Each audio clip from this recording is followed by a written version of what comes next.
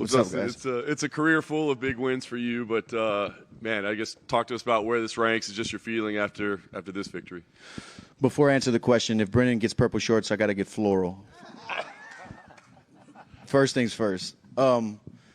It feels good, to right the ship, take a chance, fight a guy outside of the top 10 when, I don't even know how many, but my last opponents have been former world champions, huge main events, huge fights, and now got this young guy in his 20s who finished his last 5 opponents representing France, got a lot of momentum behind him and a country behind him, and I'm like, you know what? Let's see if I still got it to fight these young guys, and it feels good, man. It feels good to win. It was a long training camp. It was stressful, had a lot on my back, and it feels good to win. I know you said you were prepared for this to be a battle and knew it would be. It seemed like it was early on. I guess, how difficult were the opening round, and was it different than you expected it would be? No, I thought he was going to want to grapple. I really did. I was surprised at his punching power. In the moment in there, I didn't feel like he was a big puncher. He looked like a big guy, and he's finished guys on the feet. I mean, he's finished all of his wins. But I thought he was going to be a bigger puncher. When he was landing those shots, they weren't that much knockdown power behind him. But I was surprised by his strength. He was pretty strong. Yeah. It seemed like in the second round, maybe there was a moment you thought maybe I don't always have to jump the gilly. Nope. I never thought that once. Because it looked like it was there. You're like, maybe we should keep it on the feet. I'm having some success with my hands. Yeah. Another thing, too, I thought he was going to be a little bit – he was physically strong, but I thought technically – I know he comes from a judo background. I thought his hips and his grip strength was going to be better against the fence. I took myself down every time. When I was on the mat, it was because I jumped guillotines. And you miss all the ones you don't jump, first of all. But I thought he was going to be a little bit tougher with the takedowns against the fence. Yeah. Last thing for me, you're at a point in your career where you kind of call the shots. You've earned it, right? But, does a title shot, does that matter to you? Is that still the goal, and is that what you would like to see next for yourself, or is it too early to make a call like that? That's the only reason I'm fighting. When I started fighting was to be the world champion, to be the best in the world, undisputed. But we got to see. I got to get home and see what makes sense with my coaches and my wife and my management and just see what's next. I don't know. But, yeah, that's I've done a lot in the sport. I'm not trying to, brag or be boastful, but I've done a lot in the sport, and I've been fighting for a long time. This was like at my 50th or around my, maybe more or right under 50th mixed martial arts fight. And I've done a lot, and I've checked a lot of boxes, but there's one that's still unchecked, and that's being the world champion. Dustin, I don't know if you heard Dana when he was up here talking about you, but he was saying these are the sort of fights that make you a fucking legend, basically, and that fighting a young and hungry guy is what is important for you. Do you agree with that? Is that why you took this fight? Because you wanted to just be like, well, I know I can compete against these guys who've been around, but this guy might be the new generation. I want to see if I can compete against him. It was kind of a timing thing in the situation of the lightweight division. There wasn't any big names to fight. I wanted to fight, especially coming off of a loss, and nothing was big that they could put together. But this guy's on a streak and has a lot of momentum.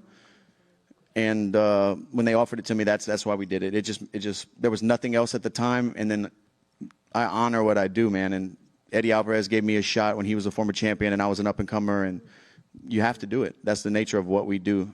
Yeah. Were any of the guillotines close? The last one was. The high elbow was really close. When you eventually do finish someone with that after jumping in, how excited are you going to be? And I will. And I will. Dustin, over here. Yep. Just curious, when you won the fight and then the whole place just erupted, has that ever been? They probably bet because I was plus 200. That's why they were. So I'm just curious, in your historic career, has it ever been like that where the crowd erupted like that and you heard it and you just soaked it all in as well?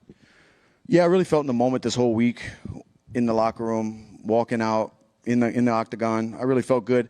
I didn't so much, the adrenaline's pounding. He's getting up off the ground. I'm trying to go talk to him and let him know to keep working. And I didn't really notice it in the moment. So, yeah. Right here. You had said, I think just a moment ago, that camp was stressful. There was a lot on your back and everything. Was that something specific in camp? Was it? No, that was just losing my last fight. Never losing 2 in a row. Fighting this young up and comer who's finishing everybody. Just the risk versus the reward. It was just I had to win this one. For me, I felt like so that was more stressful because I was putting it on myself. I know tonight was your night, but do you think Benoit will get back up there into title contention? I mean, he has the ability. He's proven it with all of his wins. You know, this is his first time getting finished. His first loss in his career was to a welterweight. I think, you know, not on a full training camp, on short notice. So, and he's still young. If he dedicates himself and picks himself back up, and obviously he has the mental fortitude to do it. He's a military veteran, you know, so he's been through some things. If he decides to do it, I think he can. I felt it in there. He's very strong, and if he keeps evolving, getting better, he'll be right back where he was. Forgive me if this is an ignorant question for your Louisiana, but like there is a lot of French connection in Louisiana. Was there any sort of like, how do the people there like kind of receive Benoit? Because obviously you said anything you post would just be filled with French flags, but how did the actual like? You know, and I understand that they're supporting their guy.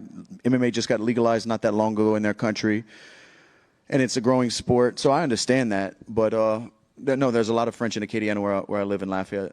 My dad speaks fluent French. You know, a lot of the Cajuns in Acadiana came from French Canada. You know, we got kicked out and relocated to Louisiana.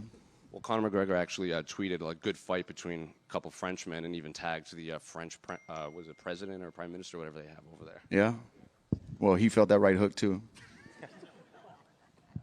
Just one quick one over here, Dustin. You spoke about in Media Day how you and Gamrot had great training camp. Obviously, you were primary training partners with him. So how did it feel going 2 for 2 with him tonight?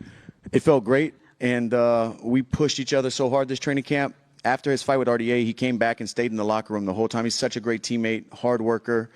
His nickname is perfect. He's a gamer, bro. He pushes hard. He's a maniac. But he told me in the locker room, remember, champ, don't jump guillotine. Don't do it. Circle off the fence. Don't jump guillotine. He told me that multiple times. What do you think would be next for someone like him? I mean, some people said that he shouldn't have probably taken this fight, or, you know, what do you think should be next for me after that fight? For Gamrot? I mean, he beat a legend. He beat a former champion, a guy, you know, I don't know if he's in the Hall of Fame. He's going to be a Hall of Famer. It's a great win on your record and a tough guy who's proven himself time and time again.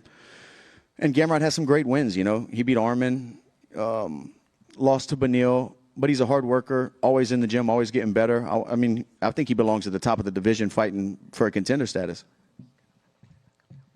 Dustin over here. I know you just fought, but what does a path back to a title look like for you, you think? Man, it's tough to say.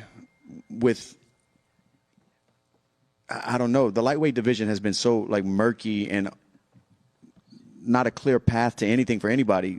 And now it's even more so with Max coming up. Let's say he does beat Gaethje.